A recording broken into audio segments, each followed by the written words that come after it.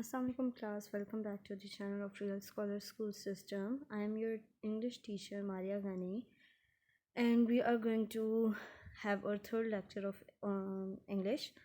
We will be continuing with unit 7.1. We were reading The Merchant of Venice. We started with the reading of it. लेकिन अगर आप pages check करें page numbers, तो we have 11 pages in this chapter and it is too difficult to read all of these pages to read the whole chapter. तो हम क्या करेंगे, we will just quickly go through the summary of this chapter, or you are well qualified, you are qualified enough to read that chapter by yourself. आप खुद से उसको पढ़ सकते हैं, इतने बड़े हो चुके हैं, इतने qualified हैं कि आप उस chapter को खुद से पढ़ सकें. हम क्या करेंगे, हम सिर्फ और सिर्फ उसकी summary देखेंगे. Before going to the storyline, the chapter was originally written in the form of the play, जो कि हमें पहले से पता है कि शेक्सपियर जो है वो उसका ये जो मर्चेंट ऑफ वेनिस है ये बेसिकली एक प्ले की फॉर्म में है, लेकिन यहाँ पे आपको बुक के अंदर वो जो है एक स्टोरी की फॉर्म में दिया गया है. दोनों जो चीज़ें हैं, स्टोरी है या प्ले है, दोनों में डिफरेंट सीन्स क्रिएट किए गए हैं. डिफरेंट सीन्स में जो है वो स्टोरी आगे मूव ऑन करी है. तो हम क्या करेंगे, हम जो समरी देखेंगे, we will go through the summary in the form of the scenes. हम भी सीन वाइज जो है वो समरी को देखेंगे. The first scene, opening scene, it opens in the street of Venice. Venice की एक ही स्ट्रीट है, उसमें एक मतलब स्ट्रीट है, उसमें जो है वो हमारा सीन स्टार्ट होता है. सीन की डिस्कशन स्टार्ट करने से पहले I asked you guys to look for the information of the city Venice. Venice किस किस्म की सिटी है? Your last lecture was delivered late to you. अब इस लेक्चर में आपने मुझे, it is must for you guys कि आपने कमेंट सेक्शन में जो है वो मुझे बताना है कि आपने वेनिस सिटी के बारे में क्या इन्फॉर्मेशन फाइंड आउट की है. कॉपी पेस्ट नहीं करना. आपको जो आपकी अपनी जो अंडरस्टैंडिंग डेवलप हो रही है, आपको खुद से जो समझ आ रही है, आपने वो कमेंट सेक्शन में लिख के बताना है. खैर, हमारी जो स्टोरी है वो उसका फर्स्ट सीन स्टार्ट होता है. फर्स्ट सीन की सेटिंग है हमारी वेनिस की स्ट्रीट. हो क्या रहा है, Antonio is sad but knows no reason of his sadness. Antonio जो है वो परेशान है, लेकिन उसको नहीं पता कि वो परेशान क्यों है. His friend Bassanio asked him a loan to enable him to go to Belmont and try to win the hand of Portia. कल हमने जहाँ तक चैप्टर की रीडिंग की थी, हमने ये डिस्कस किया था, हमें एंटोनियो और शाइलॉक का करेक्टर जो है वो इंट्रोड्यूस कराया गया था. फिर थर्ड करेक्टर हमारे पास बेसानियो का था. फोर्थ करेक्टर की डिटेल्स नहीं थी हमारे पास, लेकिन मैंने आपको उसके बारे में ब्रीफ किया था. पोर्शिया के करेक्टर के बारे में हमें सिर्फ ये बताया गया था कि जो है उसके फादर की डेथ हो गई हुई है और बहुत ज़्यादा जो है वो प्रॉपर्टी पोर्शिया के नाम है. बेसानियो जो है वो अच्छी लाइफ गुजारने के लिए अपनी लवर पोर्शिया से शादी करना चाहता है. बाकी की डिटेल्स मैंने आपको बताई थी कि पोर्शिया से शादी करने के लिए जो भी रिक्वायरमेंट्स थी वो वहाँ चैप्टर में नहीं थी मौजूद. खैर, आगे क्या होता है, he sends him to a money lender to take money on loan on his behalf. वो क्या करता है, एंटोनियो बेसानियो को भेजता है एक मनी लैंडर के पास कि वो एंटोनियो के नाम से कुछ पैसे उधार ले ले. अब जिस मनी लैंडर के पास वो बेसानियो को भेजता है, या बेसानियो जिस मनी लैंडर के पास जाता है, वो एक्चुअली कौन है, वो है शाइलॉक. फिर हमारे पास सेकंड सीन आता है. सेकंड सीन जो है वो शिफ्ट हो जाता है पोर्शिया के घर में, बेलमोंट में, एक रूम के अंदर. उस रूम में क्या है, according to the will of पोर्शिया's father, the young man who chooses the right casket of out of 3 gold silver and lead will win the hand of Portia. वहाँ पे 3 कैस्केट्स, 3 जो है वो हमें शीशे के बॉक्सेस नज़र आते हैं. उसमें क्या है, उसके अंदर हमारे पास एक में जो है वो नहीं, हमारे पास 3 बॉक्सेस होते हैं, जिसमें से एक सिल्वर का है, एक गोल्ड का है और एक लेड का बना हुआ है. और जो कोई भी जो है वो सही वाले कैस्केट को चूज़ करेगा वही सिर्फ पोर्शिया से शादी कर सकता है. अब पोर्शिया से शादी करने के लिए बहुत ज़्यादा सूटर्स आते हैं. Portia is making comments on the character of some princely suitors already there. और वो जो प्रिंसेस वहाँ पे आए हुए हैं, जो उसके सूटर्स हैं, जो लोग उससे शादी करना चाहते हैं, वो उनके ऊपर कमेंट करी है कि कौन सा बंदा किस किस्म का है. नेक्स्ट सीन हमारे पास आता है, एक पब्लिक प्लेस है वेनिस में. वहाँ पे क्या होता है, अब मोस्टली हमारे सीन्स जो है कोर्ट सीन के अलावा वो हमारे पब्लिक प्लेसेस ही पे होंगे, या फिर बेलमोंट में पोर्शिया के घर में होंगे. वेनिस में क्या होता है, Bassanio asked Shylock for a loan of 3000 ducats for 3 months। अगर याद हो तो हमने कल पढ़ा था कि 3000 ड्यूकेट्स चाहिए थे बेसेनियो को पोर्शिया से शादी करने के लिए। तो वो उसने मांगे और उसने कहा कि 3 महीने में वो उसको वापस कर देगा। Shylock agrees to grant the loan if Antonio signs a bond of the penalty condition. Shylock मान तो जाता है लेकिन वो कहता है कि एंटोनियो को शाइलॉक के साथ एक बॉन्ड साइन करना पड़ेगा। उस बॉन्ड के अंदर एक कंडीशन थी। वो कंडीशन क्या थी? वो ये थी कि अगर एंटोनियो जो है वो अपना प्रॉमिस फुलफ़िल नहीं कर सकता, अगर वो विदिन 3 months जो है वो पेमेंट वापस नहीं कर सकेगा, तो शाइलॉक क्या करेगा, वो उसकी बॉडी से 1 pound जो फ्लैश है, जो गोश्त है, वो काट लेगा। एंटोनियो जो है वो क्या करता है, वो उस बॉन्ड को साइन कर देता है क्योंकि उसकी 3 शिप्स जो है वो अभी उसका मर्चेंडाइज, उसका तजारत का सामान लेके गई हुई हैं और उसको बहुत ही ज़्यादा इनकम का जो है उसका ख्याल है कि उसको बहुत ही ज़्यादा इनकम होगी। तो वो जो है खुशी खुशी उस बॉन्ड को साइन कर देता है कि इन फ्यूचर उसको ऐसा कोई मसला देखना ही नहीं पड़ेगा। वापस हम फिर बेलमोंट शिफ्ट हो गए हैं। हम टाइम टू टाइम मूव करते रहेंगे बेलमोंट से वेनिस की तरफ।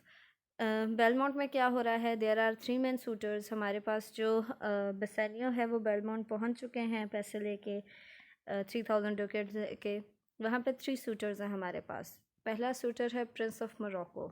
वो गोल्डन कैस्केट चूज़ करता है, लेकिन उसमें क्या है, उसमें एक मरा हुआ सर मिलता है उसको। सेकंड वन, एक जो है ना वो मरे हुए सर की तस्वीर मिलती है। उन कैस्केट्स के अंदर बेसिकली पिक्चर्स होती हैं। सेकंड जो है वो प्रिंस ऑफ एरागॉन होता है। एरागॉन को जो है सिल्वर कैस्केट वो चूज़ करता है और उसके अंदर से उसको एक बेवकूफ़ से बंदे की पिक्चर मिलती है। Then Bassanio arrives. फिर बेसेनियो आ जाता है जो कि उसका थर्ड सूटर है उस दिन के लिए, और वो क्या करता है, वो लाइट वाला कैस्केट जो है वो चूज़ करता है और उसके अंदर से क्या निकलता है, उसके अंदर से पोर्शिया का पोर्ट्रेट निकलता है। क्योंकि बेसेनियो ने सही वाला जो है वो कैस्केट चूज़ की होती है, तो बेसेनियो जो है उसकी शादी फिक्स कर दी जाती है पोर्शिया के साथ। नेक्स्ट सीन वापस हमें जो है वो वेनिस ले जाता है, जहाँ पे शाइलॉक जो है उसको ये न्यूज़ मिलती है कि एंटोनियो की जो शिप्स हैं वो डूब गई हैं। तो अब उसके पास मौका है कि वो सारी नफ़रत जो उसके दिल में कब से इकट्ठी हुई हुई थी, वो उस नफ़रत को एक्चुअली इम्प्लीमेंट कर सके और एंटोनियो से बदला ले सके। तो वो क्या करता है, वो एंटोनियो के पास जाता है और उसको कहता है कि क्योंकि तुम्हारी शिप्स डूब गई हैं, तुम मुझे पैसे वापस नहीं कर सकते, तो मैं अब तुम्हारे जिस्म के, तुम्हारे गोश्त का 1 pound जो है वो हिस्सा लेने आया हूँ।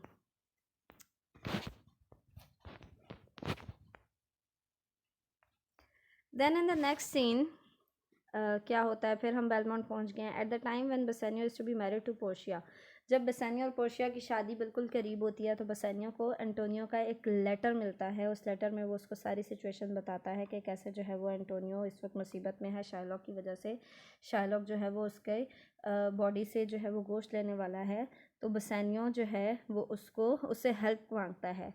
तो बेसेनियो और इन दोनों का एक और कॉमन फ्रेंड ग्रेशियानो, ये ग्रेशियानो जो बेसेनियो के साथ ही वहाँ गया हुआ था, और वहाँ पे पोर्शिया की मेड से उसका जो है वो हमें लव अफेयर दिखाया हुआ है कि वो उसको पसंद करता है, और एट दी एंड उन दोनों की भी शादी हो जाती है। तो वो मेड का नाम नेरिसा है। ग्रेशियानो और नेरिसा की भी शादी हो जाएगी एट दी एंड, जो कि मेन स्टोरी लाइन में हमारे काउंट नहीं होता, तो आपको इस चैप्टर में नहीं दिया हुआ इन डिटेल।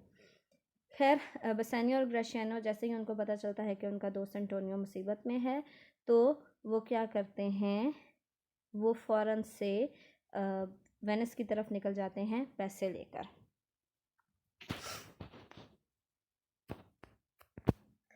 नेक्स्ट सीन में क्या होता है, वो दोनों तो निकल गए हैं। अब पोर्शिया पीछे से क्या करती है। पोर्शिया जिसको जो काफ़ी हमें यहाँ पे इंटेलिजेंट दिखाई हुई है, क्योंकि वो लोगों के करेक्टर पे कमेंट भी करती है, उनको जज करती है, इसलिए उसको आइडिया हो चुका है सिचुएशन का ही अंदाज़ा करके कि वो शाइलॉक किस किस्म का बंदा है। तो वो क्या करती है, वो अपने एक दूर के अंकल बलेरियो, डॉक्टर बलेरियो, जो कि कौन होते हैं, एक एडवोकेट होते हैं, उनसे जो है वो कंसल्ट करती है, उनसे एडवाइस लेती है, और उनकी एडवाइस पे अमल करने के लिए पोर्शिया और नेरिसा वो दोनों लॉयर के, पोर्शिया लॉयर के कपड़े पहन लेती है और नेरिसा एक क्लर्क का जो है वो ख़ुद को उस फॉर्म में डिस्गाइज कर लेती हैं, उनका रूप धार लेती हैं, उनका अपना भेस बदल लेती हैं और चली जाती हैं कहाँ पे, वेनिस में। वेनिस में क्या होना है, वेनिस में बाकी सब लोग जो है वो कोर्ट में पहुंच चुके हैं और कोर्ट सीन है हमारे पास। उस कोर्ट सीन में शाइलॉक ने एंटोनियो से बॉन्ड को पूरा करने की डिमांड की है और हमारे पास इशू रिजॉल्व करने के लिए जो एडवाइस होती है वो हमें तब पता चलती है जब पोर्शिया जो है वो ख़ुद को एंटोनियो का लॉयर डिक्लेयर करती है और वो ये कहती है कि ठीक है, क्योंकि बॉन्ड में लिखा है कि अगर पैसे वापस नहीं किए जा सकते विद इन टाइम। हालांकि बसैनियो और ग्रेशियानो पैसे लेके पहुंच चुके हैं, लेकिन शाइलॉक कहता है कि वो जो टाइम लिमिट थी उनकी वो गुजर चुकी है, उन्होंने उस टाइम लिमिट में पैसे वापस नहीं किए, तो वो अब उस बॉन्ड को पूरा करें और उसको एंटोनियो के गोश्त का हिस्सा दें। तो पोर्शिया आगे से जो डॉक्टर बिलेरियो की एडवाइस लेके आई होती है, तो वो कहती है कि ठीक है, हमें वाकई बॉन्ड जो साइन हुआ है उसको पूरा करना चाहिए, लेकिन हमारी भी एक शर्त है। वो शर्त क्या है? वो शर्त ये है कि जब वो एंटोनियो के जिस्म से 1 पाउंड फ्लैश काटेगा तो वो ना थोड़ा काट सकता है, उस 1 पाउंड से ज़रा सा भी थोड़ा भी नहीं काट सकता, थोड़ा सा भी ज़्यादा नहीं काट सकता। और उसके अलावा उसने ये डिमांड कहीं नहीं किया था कि वो उसका खून भी बहा सकता है, तो एंटोनियो का एक ड्रॉप ऑफ ब्लड भी नहीं गिरना चाहिए। अब इस पोजीशन पे आके जो है वो शाइलॉक फंस जाता है। तो शाइलॉक को एहसास होता है कि अब जो है अगर मैं हार गया तो मुझे जो है वो पैसों से भी हाथ धोना पड़ेगा। तो वो क्या करता है, वो अपनी बात से हट जाता है और वो कहता है कि मैं जो हूँ अपने पैसे लेने को तैयार हूँ, मुझे अपने बॉन्ड की ज़रूरत, मुझे इस बॉन्ड को फुलफ़िल करने की ज़रूरत नहीं है। लेकिन वहाँ पे जज का रोल हमें दिखाया हुआ है कि पोर्शिया जो है वो इस किस्म के डायलॉग्स रेज़ करती है, इस किस्म के अपील करती है कि जज जो है वो एग्री करते हैं कि शाइलॉक बेसिकली जो है वो एक पूरी स्कीम बना रहा था, एक प्लॉट जो है वो अगेंस्ट बिल्ड कर रहा था एंटोनियो के, उसको मारने के लिए, उसकी जान लेने के लिए। तो क्या होता है कि वो जो ड्यूक है, ड्यूक कहते हैं ज्यूस को, एक जो हाई स्टेटस का ज्यू होता है उसको हम ड्यूक कहते हैं। तो वो जो ड्यूक है उसको जो है वो एट द एंड माफ़ी मिल जाती है, उसको सज़ा नहीं दी जाती, लेकिन माफ़ी के लिए 3 शर्तें होती हैं। पहली शर्त ये होती है कि वो क्रिश्चियनिटी में कन्वर्ट कर जाएगा, वो क्रिश्चियन बन जाएगा। दूसरी शर्त ये होती है कि वो यूजुरी वो इंटरेस्ट लेना छोड़ देगा। और तीसरी शर्त ये होती है कि उसकी डॉटर जो जेसिका है, जिससे वो इंतहाई नफ़रत करता है, तो शाइलॉक की सारी प्रॉफिट जो है वो जेसिका इनहेरिट करेगी। अब यहाँ पे हमें जेसिका की भी स्टोरी नहीं बताई हुई। बेसिकली शाइलॉक जेसिका से इसलिए नफ़रत करता है क्योंकि वो एंटोनियो ही के एक फ्रेंड के साथ, जो कि क्रिश्चियन होता है, वो भाग जाती है, तो उसकी इलोपमेंट की वजह से वो अपनी बेटी से भी नफ़रत करता होता है। शाइलॉक जो है वो कंडीशंस एक्सेप्ट कर लेता है टूटे हुए दिल के साथ, लेकिन बाकी सारे जो है वो बहुत खुश होते हैं। इतने में ही उनको खबर मिलती है कि वो जो पहले न्यूज़ आई थी कि एंटोनियो की शिप्स डूब गई हैं, वो न्यूज़ गलत थी। एक्चुअली उसकी शिप्स बिल्कुल ठीक हैं और वो शिप पोर्ट पे पहुँचने, हार्बर पे पहुँचने वाली हैं। तो वो जाके जो है वो अपना मर्चेंडाइज़ वहाँ से रिसीव कर सकता है, अपनी इनकम, अपने प्रॉफिट वहाँ से रिसीव कर सकता है। At the end happy ending हो जाती है हमारे पास। जो ज्यू है शाइलॉक, जो बुरा है उसको सज़ा मिल जाती है, और जो अच्छा है एंटोनियो, सारे इश्यूज़ जो है उसके रिज़ॉल्व हो जाते हैं और सब लोग उसके साथ के हंसी खुशी रहना शुरू कर देते हैं। हमारी स्टोरी यहाँ पे एंड होती है। हम अपना लेक्चर भी यहीं पे एंड करेंगे इंशाल्लाह। In next lecture we will move back to the points of elements of, वो क्या थे जो मैंने आपको काम भी दिया था, एक प्ले के, हमारे पास ड्रामा के एलिमेंट्स क्या होते हैं। हम एलिमेंट्स ऑफ प्ले हमने देखे थे, हम उसके बाद डिस्कस करेंगे कि वो एलिमेंट्स यहाँ पे हमें कहाँ कहाँ पे नज़र आते हैं। हम सारों को इन डेप्थ देखेंगे। टिल देन, थैंक यू, अल्लाह हाफिज़।